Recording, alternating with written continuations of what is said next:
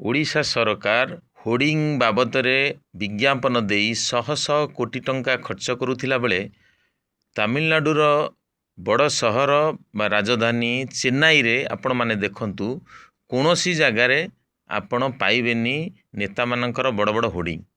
କୌଣସି ଯଦି ଛୋଟ କାଟିଆ ବ୍ୟାନର ଲାଗିଥିବ ନଚେତ୍ ଏତେ ବଡ଼ ସହର ବିଶ୍ୱସ୍ତରୀୟ ସହର 50 ଲକ୍ଷରୁ ଉର୍ଦ୍ଧ୍ୱ ଲୋକ କିନ୍ତୁ କୌଣସି ଜାଗାରେ ଆପଣ ବିଜ୍ଞାପନ ନେତାମାନଙ୍କର ପାଇବେନି। ତା ସହିତ ଆରୋହୀ ଯେଉଁମାନେ ବାଇକ୍ର ତାଙ୍କ ପଛପଟେ ଯେଉଁମାନେ ବସିଥିବେ ସେମାନେ ମଧ୍ୟ ହେଲମେଟ୍ ବ୍ୟବହାର କରୁନାହାନ୍ତି। କିନ୍ତୁ ଆମ ଓଡ଼ିଶାରେ ଆମ ରାଜଧାନୀରେ ଯେଉଁ ଚେକିଂ କରାଯାଉଛି ଲୋକମାନଙ୍କୁ ହଇରାଣ କରାଯାଉଛି ବାଇକ୍ରେ ପଛରେ ବସିଥିବା ଲୋକମାନେ ବାଧ୍ୟ ଆଉ ଗୋଟେ ହେଲମେଟ୍ ଲଗାଇବା ପାଇଁ ନହେଲେ ଫାଇନ୍ ଦେଇ ନିୟମକୁ ଯେଉଁ ପ୍ରକାର ସରକାର କରୁଛନ୍ତି ଲୋକଙ୍କୁ ସବୁବେଳେ ପାଇଁ ହଇରାଣ କରୁଛନ୍ତି।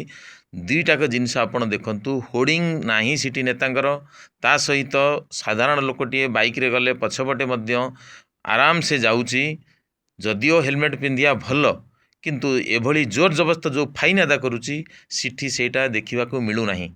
ତାହେଲେ ଆପଣ କୁହନ୍ତୁ ମୋହନ ସରକାର ଲୋକଙ୍କ ମୁଖ୍ୟମନ୍ତ୍ରୀ ବା ସରକାର ନା ତାମିଲନାଡୁ ମୁଖ୍ୟମନ୍ତ୍ରୀ ଲୋକଙ୍କ ସରକାର ତାହା କେବଳ ଜନତା ହିଁ ଡିସାଇଡ୍ କରିବେ।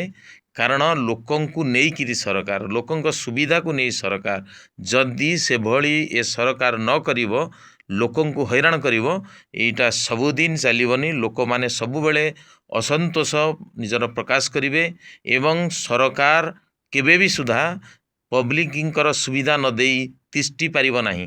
ଆପଣମାନେ ଭଲକିରି ଦେଖନ୍ତୁ କୌଣସି ଜାଗାରେ ନେତାମାନଙ୍କର ବଡ଼ ବଡ଼ ହୋର୍ଡିଂ ଯେମିତି ଆମର ଗୋଟେ ଜାଗାରେ 4ଟା 6ଟା ମରା ହେଇଛି ମୋହନଙ୍କର ଏବଂ ମୋଦିଙ୍କର ସେମିତି ଗୋଟିଏ କୌଣସି ଜାଗାରେ ବି ଆପଣ ତାମିଲନାଡୁର କୌଣସି ସହରରେ ପାଇବେନି। ହୋର୍ଡିଂ ନଥିଲା ଭଳିଆ ଯେମିତି ଲାଗେ ମାଡ୍ରାସ ସହର ବା ଚେନ୍ନାଇ ସହର। କେତେ କୋଟି କୋଟି ଟଙ୍କା ଶହ ଶହ କୋଟି ଟଙ୍କା ସରକାର ଏ ବାବଦରେ ରକ୍ଷା କରୁଛନ୍ତି ଲୋକଙ୍କର ବର୍ବାଦ କରୁନାହାନ୍ତି। ଓଡ଼ିଶା ସରକାର ସେ କଥା ନ କରି ନିଜର ଫଟୋ ପୂଜା କରିବାରେ ବ୍ୟସ୍ତ।